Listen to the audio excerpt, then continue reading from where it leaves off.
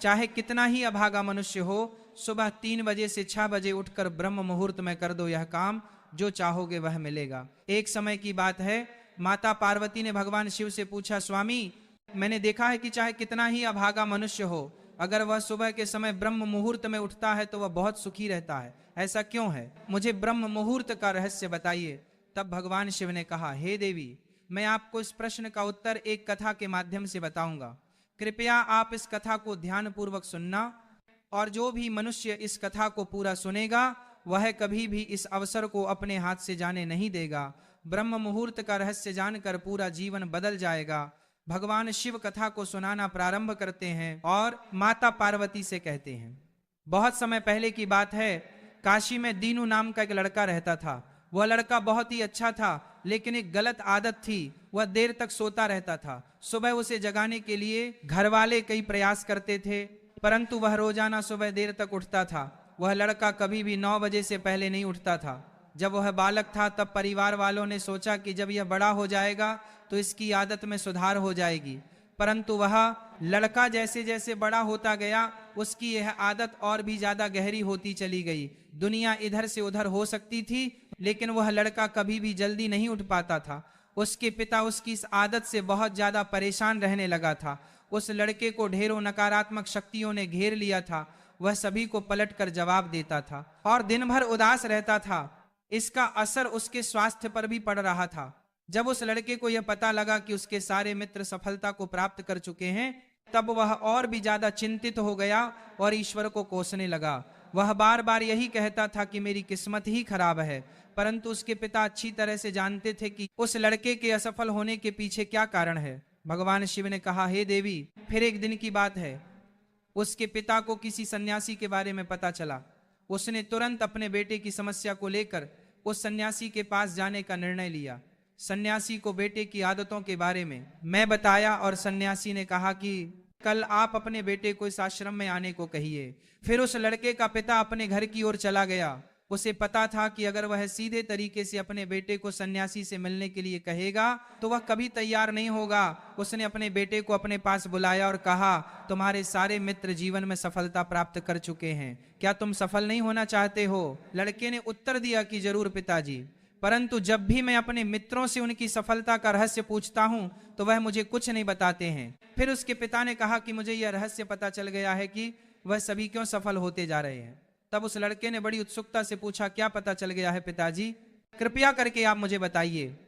उसके पिता ने कहा कि कल सुबह तुम्हें एक सन्यासी के आश्रम में जाकर उनसे मिलना है। यदि तुम वहां पर समय से पहुंच गए तो वह सन्यासी तुम्हें ऐसा मंत्र बताएंगे जिससे तुम सफल हो जाओगे, परंतु एक समस्या है। लड़के ने कहा कि पिताजी, मैं कल पूरी रात जागता रहूंगा और सुबह सन्यासी से मिलकर आऊंगा। उसके पिता ने कहा कि ठीक है, तुम वहां जाकर उस सन्यासी की आज्ञा को मानना। पिता की बात सुनकर वह लड़का बहुत अधिक खुश हुआ। जीवन में पहली बार रात्रि में वह जागता रहा, परंतु थोड़े ही समय में उसे नींद आ गई और वह सो गया। फिर अगली सुबह जब वह उठा तो उसे पता चला कि सन्यासी से मिलने का समय समाप्त हो चुका था। उसके पिता ने लड़के की तरफ देखा और कहा कि तुम जीवन में कभी सफल नहीं हो पाओगे, जाओ और जाकर सो जाओ। पिता की यह बात सुनकर उस लड़के को बहुत दुख हुआ। उसने मन ही मन स्वयं को चुनौती दी कि कल सुबह वह सन्यासी से मिलने अवश्य जाएगा। उसने अपने पैर में एक छोटा सा घाव बना लिया, जिससे दर्द के कारण उसे रात भर नींद नहीं आई। भगवान शिव ने कहा, हे देवी, यह ऐसा पहला अवसर था जब उसने अपने जीवन में पहली बार सूर्योदय देखा था। वह तुरंत ही तैयार होकर सन्यासी से मिलने के लिए चला गया। आज उसका अनुभव कुछ अलग ही था। वह बेहद शांत महसूस कर रहा था। चलते चलते वह लड़का जैसे ही सन्यासी के आश्रम में पहुंचा तो वहां पर उसने देखा कि सन्यासी और उसके सभी शिष्य ध्यान लगाकर बैठे हुए थे। भगवान शिव ने कहा, हे देवी, फिर जब ध्यान का समय समाप्त हुआ तब लड़का उस सन्यासी के पास पहुंचा और उन्हें प्रणाम करते हुए बोला कि आपके पास कोई ऐसा मंत्र है जिससे मैं सफल हो सकता हूं, कृपया करके मुझे मंत्र बताइए। मैं भी अपने मित्रों के समान सफल होना चाहता हूं और अच्छा जीवन जीना चाहता हूं। भगवान शिव ने कहा, हे देवी। फिर सन्यासी मुस्कुराए और बोले, अच्छा तो तुम वही बालक हो। तुम्हारे पिताजी मुझसे मिलने आए थे और उन्होंने तुम्हारे विषय में मुझे सब कुछ बता दिया था। मैं तुम्हें वह मंत्र अवश्य बता देता। परंतु अब लड़के ने जैसे ही परंतु शब्द सुना तो लड़का घबरा गया। उसने पूछा, परंतु क्या गुरुदेव? तब सन्यासी बोला, मैं तुम्हें वह मंत्र बताऊंगा, परंतु अगले 21 दिनों तक तुम्हें मेरी आज्ञा माननी होगी। मैं तुम्हें वह मंत्र 21 दिनों के बाद बताऊंगा। तब तक मैं तुमसे जो भी कार्य कहूंगा तुम्हें वह करना होगा। यदि तुम असफल हुए या कार्य के बीच में तुम्हारा संकल्प टूट गया तो उस मंत्र का असर नहीं होगा। दृढ़ निश्चय के साथ उस लड़के ने कहा कि मुझे आपकी सारी आज्ञा स्वीकार है, मैं अगले 21 दिनों के लिए आपका दास हूं। आप जो भी कहेंगे मैं वही कार्य करूंगा। मुझे केवल और केवल उस मंत्र के बारे में जानना है। फिर सन्यासी ने उस लड़के से कहा कि ठीक है, कल से तुम्हारा कार्य शुरू होगा, तुम इसी आश्रम में निवास करोगे। वह लड़का आश्रम में निवास करने के लिए तैयार हो गया। सन्यासी ने कहा कि यहाँ रहते हुए तुम्हें ब्रह्म मुहूर्त में उठना होगा और दूसरे शिष्यों की तरह ध्यान और तप करना होगा, साथ ही आश्रम के कार्यों में भी सहायता करनी होगी। ध्यान रहे, यह संकल्प टूटना नहीं चाहिए। अब लड़का सन्यासी की बात से सहमत हो गया और अगले दिन से उसके कार्य के दिन की शुरुआत थी। इस बार उसने दृढ़ निश्चय किया, परंतु 1 सप्ताह बीतने के पश्चात ही उसका संकल्प टूट गया और वह 8वें दिन देर तक सोता रहा। जब वह नींद से जागा तो उसने कहा कि मुझसे कितनी बड़ी भूल हो गई है। वह रोते हुए सन्यासी के पास पहुंचा और कहने लगा कि हे गुरुदेव, मेरा संकल्प टूट गया, अब मैं जीवन में कभी सफल नहीं हो पाऊंगा। सन्यासी ने उसे समझाते हुए कहा कि एक बार फिर से शुरुआत करो, फिर से संकल्प करो। फिर लड़के ने सन्यासी से पूछा कि सुबह उठना इतना आवश्यक क्यों होता है और यहाँ पर सभी लोग इतनी जल्दी क्यों उठ जाते हैं। तब सन्यासी ने लड़के को समझाते हुए कहा कि सुबह यानी ब्रह्म मुहूर्त में उठने के पीछे बहुत बड़ा विज्ञान छुपा हुआ है। लड़के ने कहा कि कृपया मुझे वह विज्ञान बताने की कृपा करें। सन्यासी ने कहा कि रात्रि को 4 पहर में बांटा गया है। पहला रुद्र काल, जिसका समय शाम 6 बजे से लेकर 9 बजे तक होता है। दूसरा राक्षस काल, जिसका समय रात्रि 9 बजे से 12 बजे तक होता है। तीसरा गंधर्व काल, जिसका समय रात्रि 12 बजे से 3 तक होता है। और सबसे अंत में जो पहर आता है उसे मनोहर काल कहते हैं।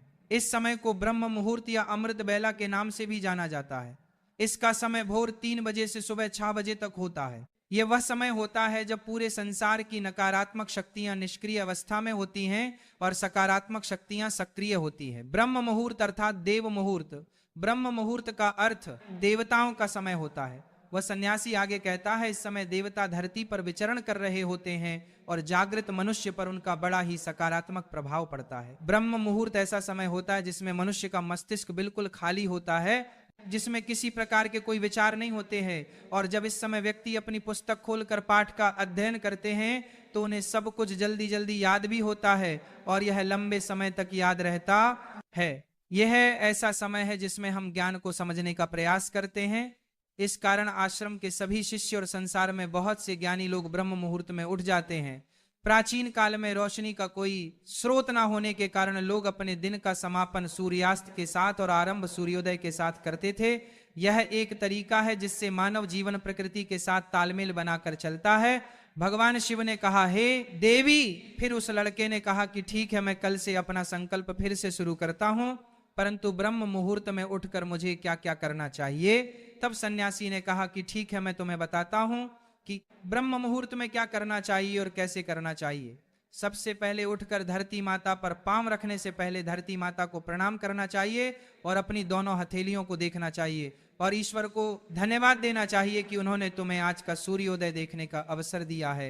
इसके बाद नित्य कर्म और स्नान करने से शरीर के ही नहीं बल्कि मन की शुद्धता भी बढ़ती है। स्नान करने के पश्चात ध्यान की प्रक्रिया होती है।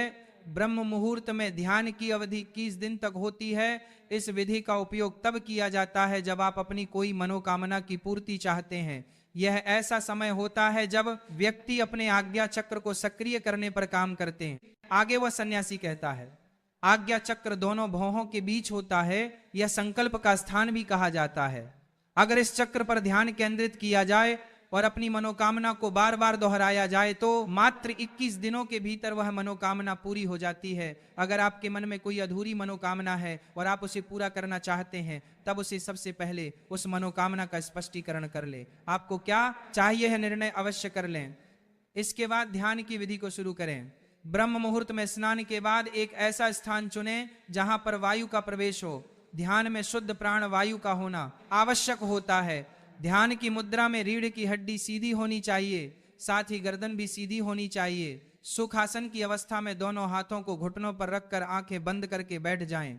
हाथों की मुट्ठी को बंद कर लें और 2-3 मिनट तक बिल्कुल शांत हो जाएं। जब आपका शरीर स्थिर हो जाए और श्वास भी शांत हो जाए, तब उसके बाद अपना सारा ध्यान आज्ञा चक्र पर लगाएं। इस दौरान लंबी गहरी सांस लें और सांस को रोक कर रखें। इस समय आप अपनी इच्छा को मन ही मन दोहराएं और अपने मन से इष्ट देव और देवी देवताओं और गुरुजनों का चिंतन करें। भगवान शिव ने कहा, हे देवी, उस सन्यासी ने कहा, जब सांस को रोकना कठिन हो जाए तब धीरे धीरे सांस को बाहर की ओर छोड़ो। सांस को नाक से भरे पर मुंह से बाहर छोड़ें। इस प्रक्रिया को 3 से 4 बार प्रतिदिन दोहराएं। ऐसा प्रतिदिन करने से आपकी जो मनोकामना है वह अवचेतन मन तक अवश्य पहुंच जाएगी और इच्छा पूर्ति जल्दी ही होगी।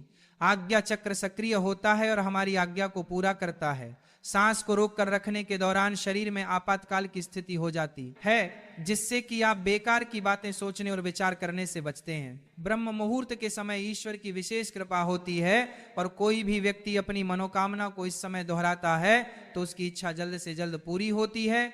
इस प्रकार सन्यासी ने उस लड़के को ब्रह्म मुहूर्त का महत्व बताया। अगले 21 दिनों तक उस लड़के ने बड़े ही मन के साथ इस प्रक्रिया को अपनाया। अब वह बहुत ही ज्यादा अनुशासित और शांत स्वभाव का बन चुका था। उस लड़के ने जैसे ही अपना संकल्प पूरा कर लिया, उसके बाद वह लड़का बड़े ही प्रसन्न भाव से सन्यासी के पास पहुंचा और कहने लगा, हे गुरुदेव, मैंने 21 दिनों का संकल्प पूरा कर लिया है, अब कृपया मुझे सफल होने का मंत्र बताइए। तब उस सन्यासी ने मुस्कुराते हुए कहा कि पिछले 21 दिनों से जो अभ्यास तुम करते आए हो वही तुम्हारी सफलता का मंत्र है। जो व्यक्ति ब्रह्म मुहूर्त में उठकर ध्यान प्रक्रिया को सही से करते हैं वह जीवन में कभी असफल नहीं हो सकते। तुम्हें ब्रह्म मुहूर्त का रहस्य पता चल चुका है, अब तुम इसे जीवन पर्यंत करो, तुम्हें जीवन के लक्ष्य और सफलता दोनों प्राप्त होंगे। उस लड़के ने सन्यासी को धन्यवाद दिया और ब्रह्म मुहूर्त के नियमों का पालन जीवन पर्यंत तक करने का वादा भी किया। भगवान शिव ने कहा, हे देवी, अब तो आपको पता चल गया होगा कि ब्रह्म मुहूर्त में क्या होता है। तब माता पार्वती ने कहा, हे स्वामी, अब मुझे ब्रह्म मुहूर्त का संपूर्ण ज्ञान हो गया है। इतना कहकर माता पार्वती ने भगवान शिव को प्रणाम किया।